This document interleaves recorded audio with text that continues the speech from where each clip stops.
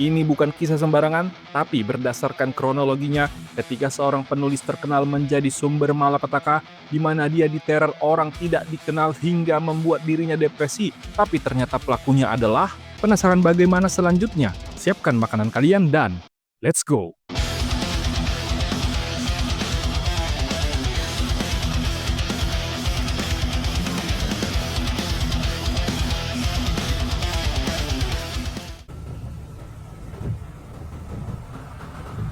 Berawal jauh sebelum Gen Z lahir, kita diperlihatkan pada pria hampir menginjak kepala orang bernama Samuel Amos Trent Sullivan, disingkat Samsul, berada di sebuah motel esek-esek di mana menurut feelingnya, istrinya sedang war dengan laki-laki yang dicurigainya selama ini. Untuk itu, dia pun memastikan apakah feelingnya berkata benar.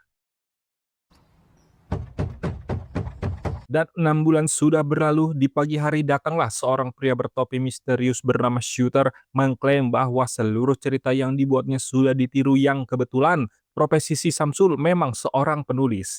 Disinilah awal cerita teror itu dimulai ketika si Samsul menolak kalau buku yang pernah ditulisnya adalah hasil plagiat atau menjiplak dari si Shooter.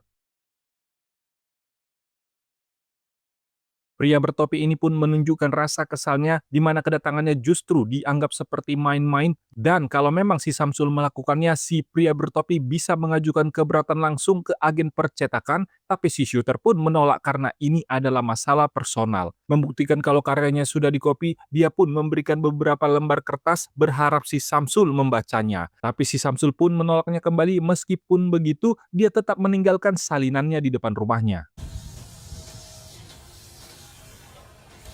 Setelah kejadian itu, terlihat si Samsul hidup berantakan tidak terurus seperti ODGJ mencoba melanjutkan menulis buku yang menjadi topiknya adalah perselengkian. Namanya penulis butuh pikiran yang tenang dan inspirasi, pergilah dia ke dapur mencari apa yang bisa diminum, tapi yang ditemuinya justru bukti salinan si shooter yang sudah dibuangnya tergeletak di atas meja. Anehnya, si ART mengira itu adalah tulisan si Samsul tidak sengaja terbuang, oleh karena itu dia pun meletakkannya lagi mana tahu masih diperlukan. Berhubung sudah diletakkan, muncullah rasa penasarannya untuk sekilas membaca dan setelah satu paragraf terbaca, sesuai perkataan si shooter, ternyata 100% itu adalah tulisan yang sama milik si Samsul. Sekali lagi untuk memastikan, dia pun mengambil sampel buku yang sudah jadi dan membuka bab tentang secret window atau jendela rahasia yang sebenarnya adalah cerita horor di mana inti dari tulisannya merupakan kisah seorang laki-laki yang ditinggal istrinya karena masalah sepele, kemudian si suami yang emosi membantai si istri lalu menguburnya di bawah jendela yang ditanami tumbuhan hortikultura. Dan benarlah setelah diperiksa kata demi kata, apa yang ditulis si shooter sama percis di setiap halamannya. Supaya dia tidak bertambah stres, jalan-jalanlah dia ke tempat rumput savana versi tidak terawat seperti hutan belantara. Siapa sangka, si shooter sudah menunggu kehadirannya yang sama sekali tidak terencana. Sebenarnya cukup mudah untuk menemukan siapa plagiat di antara mereka, yaitu dengan melihat buku mana yang terbit dahulu, dan jelas si Samsullah yang menerbitkan buku itu di tahun 95, sementara si shooter 2 tahun setelahnya.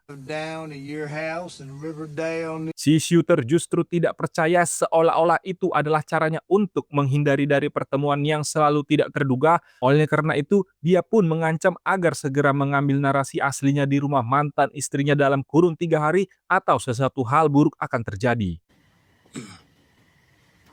Lelah gengsi egois mager untuk menelepon istrinya supaya dikirimkan salinan, dia pun tertidur sampai tengah malam. Setelah bangun, penasaranlah dia melihat jendelanya terbuka yang sepertinya telah terjadi sesuatu saat dia tertidur.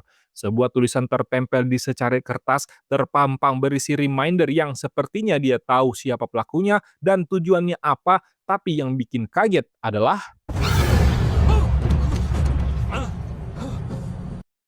teror mulai serius ketika anjingnya bernama Chico, pemberian dari istrinya, mati dibunuh. Sejak saat itu dia pun mulai menghubungi pengacaranya, kita sebut namanya si Om, meminta bantuan perlindungan karena di sana tindak kejahatan melukai hewan atau sampai menghilangkan nyawanya merupakan cara yang tidak main-main. Tunggu dulu, kalian jangan kemana-mana, letak mencekamnya ada di bagian ini. sampai si Om menepati janjinya untuk memeriksa rumahnya. Manakala ada sesuatu yang tidak beres, kita diperlihatkan si Om sepertinya sudah tidak sadarkan diri dan ternyata si Samsul memang paranoid kalau sudah soal beginian dicek berapa kali pun, bahkan sampai dimanapun, si Om tidak menemukan hal yang aneh, semua terlihat baik-baik saja. Si penulis ini pun menceritakan bahwa saat pertemuan antara si shooter dan dirinya disaksikan oleh pengendara yang dikenalnya bernama Tom Greenland, jadi si Om pun akan menyelidiki kebenarannya, mana tahu si Tom bisa memberikan informasi yang dibutuhkan. Untuk berjaga-jaga, si Om pun menawarkan dirinya supaya menginap, namun si Samsul tidak ingin terlihat perbandingan yang signifikan sesaat setelah bercerai, jadi si Om pun memutuskan untuk staycation, bahasa kerennya di salah satu motel terdekat. Tiba-tiba terlihatnya dari pantauan kaca, jelas-jelas seseorang sedang berlari di lantai 2, seolah-olah ini adalah waktu yang tepat menyelesaikan misi terselubungnya karena dugaannya si Samsul mulai mencari bantuan dan itu membuat si shooter tidak bebas meneror korbannya. Meskipun terlihat tenang, jantung si Samsul tidak bisa berbohong. Ketakutannya pun terselesaikan ketika duda ini yakin orang yang dicarinya ada di kamar mandi. Lanjut di keesokan harinya, ancaman shooter semakin menjadi-jadi setelah kurun waktu yang diberi tidak juga digubris. Di pagi hari yang cerah, sambungan telepon yang sengaja tercabut yang memang sengaja dilakukan langsung berdering berasal dari si Ami, mantan istrinya, mengabarkan kalau rumah mereka yang dulu pernah ditempati dan dibangun bersama terbakar tadi malam. Terlihat si Samsul sangat terpukul melihat rumah yang dipenuhi kenangan tak terlupakan kini rata dan menghitam. Dari investigasi pemadam, pemicu kebakaran bersumber dari botol minuman keras yang dicampur dengan bensin ditemukan di ruang tamu dan disitulah si Samsul jujur mengutarakan masalahnya kalau kebakaran ini disebabkan seseorang maniak yang ingin ceritanya diubah. Sorry I wasn't there to meet you this morning. Di kantor polisi seperti biasanya, ketika kejadian seperti ini terjadi, asuransi akan segera turun tangan untuk menggantikan kerugian. Terlihat si Samsul dari awal kejadian kebakaran sampai sekarang masih menunjukkan rasa tidak senangnya pada si Teddy, suami kedua si Ami, karena terlihat dia seperti kepo ingin melihat seberapa banyak uang yang akan digantikan oleh asuransi.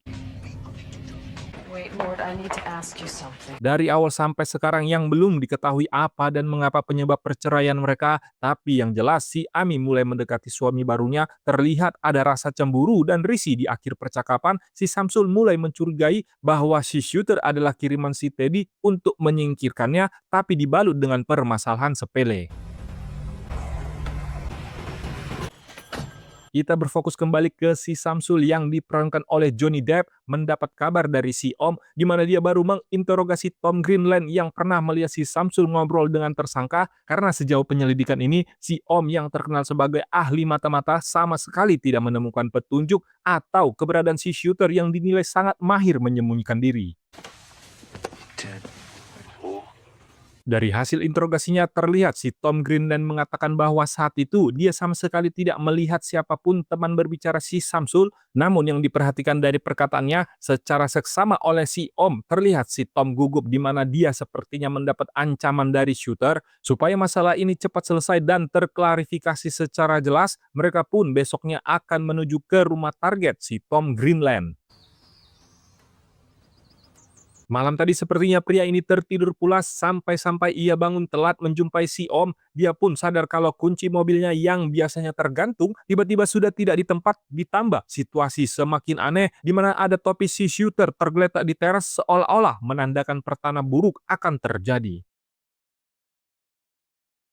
Rupa-rupanya mobilnya ternyata sudah dalam kondisi hidup seperti baru digunakan. Si Samsul pun mendapatkan petunjuk baru dari puntung rokok bekas yang baru dihisap bermerek Palmal. Si Samsul pun dengan hati-hati mengumpulkan semua barang bukti supaya sidik jarinya tidak tercampur aduk dengan barang bukti.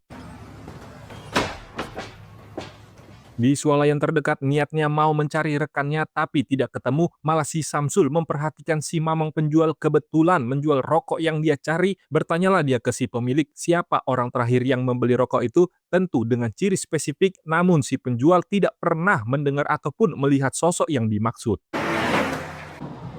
Kepikiran dengan ucapan si Om kalau si shooter pria amat licin dan sulit dilacak keberadaannya, saat menuju pulang si Samsul semakin curiga dengan hadirnya si Teddy yang kebetulan sedang mengisi bensin yang jaraknya cukup jauh dari rumahnya. Tampang julid, curiga, kening berkerut, begitu jelas terlihat ketika tujuan si Teddy adalah rumah si Samsul, bukan untuk berniat buruk, melainkan melayangkan surat cerai yang sudah keluar di mana membutuhkan tanda tangan si Samsul. Dan setelah itu, begitu berkas sudah ditandatangani, maka si Samsul pun akan lenyap alias tidak punya hak lagi berkomunikasi, apalagi bertemu dengan mantan istrinya. Masih belum puas, teror kembali muncul dari telepon di mana si shooter mengajak bertemu siang ini di hutan dengan catatan tidak menghubungi siapapun termasuk polisi, dan jika si Samsul mengingkarinya, maka orang-orang yang dihubunginya akan menjadi tanggung jawabnya selama-lamanya. Lama-kelamaan ancaman ini semakin membuatnya tidak nyaman. Si Samsul yang terkesan masih bersikeras tidak akan menyelesaikannya karena dia merasa dirinya lah yang benar. Di tempat kejadian itu pun sesuatu tidak terduga telah terjadi. Selama 2/4 jam tidak sadarkan diri, bangun-bangun si Samsul dikagetkan dengan kemunculan pria bertopi alias si shooter. Karena paniknya beliau mencoba kabur dengan kondisi kaki kesemutan, takut akan menjadi korban selanjutnya dan akan melaporkannya ke polisi. Tapi pria bertopi itu mengingatkan kalau obeng yang digunakan jelas-jelas milik si Samsul yang sama persis digunakan mengeksekusi peliharaannya. Did not steal your story. Keinginan sederhana si shooter sebatas si Samsul merevisi cerita yang dibuatnya. Hal ini pun membuat si Samsul sangat kebingungan kenapa baru sekarang diprotes, yang jelas-jelas jarak terbitan buku mereka terbilang jauh, tapi disinilah hidup dan mati si Samsul dipertaruhkan. Jika jam 4 sore nanti dia tidak bisa membuktikan apa-apa, maka cerita ini akan menjadi misteri selamanya. Sebaliknya, jika di dalam buku itu tertera nama Samsul, maka si shooter menganggap dirinya gila dan baginya orang gila tidak layak lagi hidup. Setelah pertemuan itu untuk menghilangkan jejak di mana ancaman pria bertopi itu tidak ingin siapapun ikut campur dalam urusan mereka, si Samsul berencana akan membuang mobil beserta isinya yang mana jika itu terlihat polisi, takutnya si sheriff menjadi korban berikutnya. Entah settingan atau tidak, lokasi itu sangat strategis, namun saat akan menghilangkan jejak, si Samsul mendapat kesulitan di mana tangannya menyangkut di persneling, tapi akhirnya cerita mulai menegangkan saat pria yang gagal mendapatkan keturunan karena sesuatu hal mendapat kiriman barang dari orang yang tidak diketahui siapa yang mengirim, tapi yang jelas sejak saat itu dirinya mulai terlihat mencurigakan di mata si admin karena hanya orang aneh lah yang mengirimkan barang dari dan tujuannya ke diri sendiri. Begitu sampai di rumah, dibukalah paket yang isinya adalah buku majalah tulisan si Samsul dan dia pun semakin kaget karena ketika dicek pada halaman 81 sudah langsung menuju ke halaman 99 yang artinya ada orang dengan sengaja merobek buku tepat di bagian tulisan si Samsul. Angle berpindah pada topi si shooter yang sengaja ditinggal di dalam rumah. Si Samsul semakin bingung, dipakailah topi jenis sombrero itu dan ternyata bentuk kepala mereka satu ukuran. Di sana pikiran beliau ini semakin berantakan, yang nyatanya si Samsul pernah berniat menghilangkan nyawa si Teddy ketika menggrebek istrinya sedang war. Layaknya ODGJ, beliau ini seolah-olah mampu menampilkan citra dirinya dari berbagai sifat, sikap, maupun penampilan. Kembali ke persepsinya, dia berdalih bahwa pistol yang digunakannya hanya berisi harapan palsu untuk menakut-nakuti saja, dan datanglah pria yang ditunggu-tunggu. I think you have a real good idea. Siapa sangka disinilah plot twist diperlihatkan. Selama ini si shooter merupakan hayalan yang diciptakan si Samsul lewat buku Secret Window, di mana sejak bercerai ia menjadi stres dan diam-diam mengidap penyakit kelainan mental yang mampu menciptakan seseorang dari dimensi yang tidak terlihat dan menjadi aktor utama di dalam pembakaran rumahnya, dan tidak lain juga menjadi tersangka penghilangan nyawa si Om dan Tom saat si Tom dicurigai adalah antek-antek si shooter. Munculnya si shooter bukan sekedar permasalahan karya tulis, melainkan untuk menyelesaikan seluruh cerita Secret Window atau jendela rahasia, di mana di dalam tulisan itu seseorang menghilangkan nyawa satu keluarga dan menanamnya di bawah jendela. Si Ami pun datang dengan keadaan belum move on setelah 10 tahun menikah dan alasan berpisahnya mereka jelas-jelas si Samsul tipe pria patriarki, pemalas, tidak mau bekerja. Tepat di depan rumah si Samsul terlihat juga beberapa lembar kertas yang berjudul Secret Window berceceran yang sengaja dirobek si Samsul, tapi si Ami belum mengetahui bagaimana kondisi mental mantan suaminya. Tapi tiba-tiba ternyata selama ini di balik nama shooter tersimpan dua makna yang terdiri dari shoot artinya tembak dan her adalah di mana tujuannya adalah memang si Ami istrinya sendiri. Kalang kabut tidak menyangka mantannya berubah, si Ami pun mencari celah untuk kabur. Layaknya seperti seorang profesional, perlahan tapi pasti, si Samsul berjalan mendekati si Ami yang panik karena saking gugupnya, dia lupa menurunkan rem tangan hingga akhirnya dia tidak sempat kabur.